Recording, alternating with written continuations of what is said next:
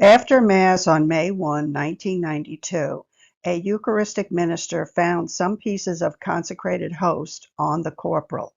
A corporal is a white linen cloth upon which the chalice and paten, and also the ciborium, containing the smaller hosts for the communion of the laity, are placed during the celebration of Mass. The pieces of the host were placed into the vessel of water, which was placed into the tabernacle to allow time for the host bread to dissolve. This was the expectation of everyone.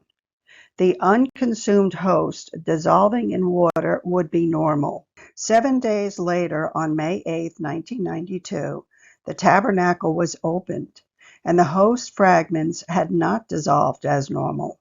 Instead, the host fragments had turned a reddish color which looked like blood. This is an actual photograph of the bleeding host. The following Sunday, May 10, 1992, during two evening masses, small drops of blood were noticed on the patens the priest used to distribute communion. The drops of blood were noted, but no formal action was taken at that time. A little over 2 years later, on Sunday, July 24, 1994, during the Children's Mass, when a Eucharistic minister removed the pyx from the tabernacle, he saw a drop of blood running alongside it. Again, it was noted, properly handled, but no formal investigation took place. Again, on August 15, 1996, during the Mass of the Assumption, a consecrated host fell to the ground during the distribution of communion.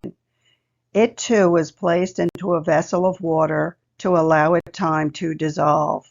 On August 26th, 11 days later, a Eucharistic minister opened the tabernacle and saw that the host had changed, but it had not dissolved as it should have. Instead, it showed several reddish stains that became larger each day. On August 15, 1996, one of the faithful received the consecrated host in his hand, but it fell to the ground. It was picked up quickly by another communicant and was immediately set aside to be properly dissolved in water later.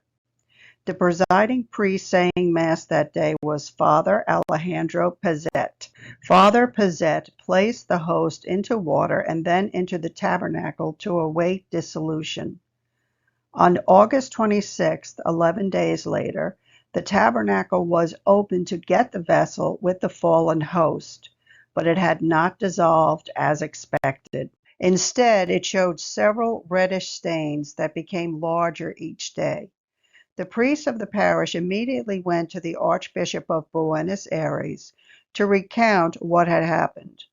At that time, it was decided to wait some more time before proceeding with a formal investigation. In 1999, the Archbishop of Buenos Aires learned that Dr. Ricardo Castañon Gomez was performing scientific investigations on other hosts. On October 6, 1999, Dr. Gomez went to Buenos Aires to interview the 5 priests who witnessed the event of October 6, 1999, regarding the host that was given to Dr. Gomez for examination. The 5 priests told Dr. Gomez that there had been another host that bled in May of 1992. They testified that after placing that host from 1992 into water to dissolve, that the host had not dissolved, but it too had signs of blood. Now there were 2 hosts that developed blood marking. Dr. Gomez was alarmed at first to hear the original host from 1992 was placed into water, as this was the worst way to preserve anything. He was used to more scientific methods. Dr. Gomez also learned that after the 1992 host showed signs of blood, they asked a parishioner, who was a chemist by trade, to analyze the bleeding host, which she did. She concluded that the reddish substance was human blood, and it contained the entire leukocyte formula, which she was surprised to see. Further, she indicated the white blood cells were active, she was unable to examine the host any further. Dr. Gomez, by request of church authorities, brought the two sample hosts that bled to the archiepiscopal notary, which is a church notary appointed by the bishop, who certified the legality of that action in Argentina on October 20th. This would begin the formal investigation by Dr. Gomez.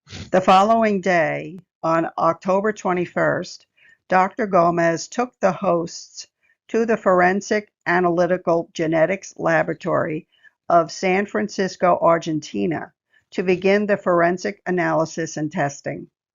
It ultimately underwent multiple types of testing. Approximately 3 months later, on January 28th, the laboratory found some fragments of human DNA in the sample blood that contained the human genetic code. In March of 2000, Dr. Gomez was informed that the famous legal histopathological pathologist, Dr. Robert Lawrence, would also participate in the analysis of the hosts. Dr. Lawrence was a forensic histopathologist and one of the leading experts in tissue analysis at the time. Dr. Lawrence and other scientists found that the sample they were studying was human heart tissue with living white blood cells, which is not possible under normal circumstances. Dr. Lawrence studied the samples and found in them human skin and white blood cells. In December of 2000, he told Dr. Gomez that he could obtain more results if given the time. More time was allowed and the testing went further. In September of 2003, Dr. Lawrence told Dr. Gomez that in light of all the studies, he was now able to conclude that the sample could correspond to the tissue of an inflamed heart. He went on to say that this meant that the person whose heart tissue was being examined must have suffered greatly. On March 2, 2004, Dr. Gomez went to see the greatest expert in cardiac pathologies and forensic medicine, Dr. Frederick Zigabe, who worked at Columbia University in New York.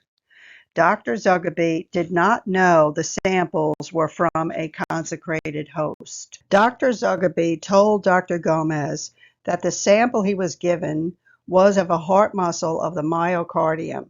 To be precise, it was of the left ventricle. He too confirmed that Dr. Gomez's patient had suffered greatly. When Dr. Gomez asked why the patient had suffered greatly, Dr. Zigabe told him that your patient had some thrombi.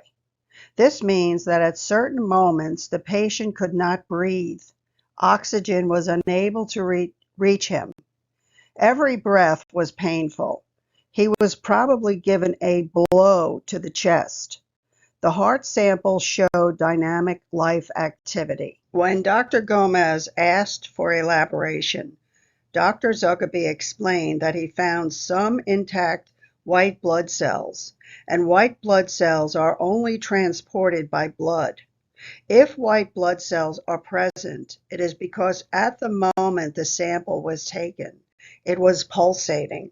The person was alive. When Dr. Zigabe asked about who the patient was, he was then told the sample was from a consecrated host. He exclaimed, "I do not believe it." Dr. Zigabe rendered his report on March 26, 2005, 5.5 years after the studies began. The conclusions were as follows. 1. The samples were human heart tissues undergoing degenerative changes of the myocardium. 2. These changes are due to the fact that the cells are inflamed. 3. The tissue is from the left ventricle of a human heart. On March 17, 2006, Dr. Gomez brought the results to Cardinal Jorge Maria Bergoglio of Argentina. The Eucharistic miracle of Buenos Aires was proclaimed factual and miraculous as a result of the extensive scientific testing. Cardinal Bergoglio went on to become Pope Francis.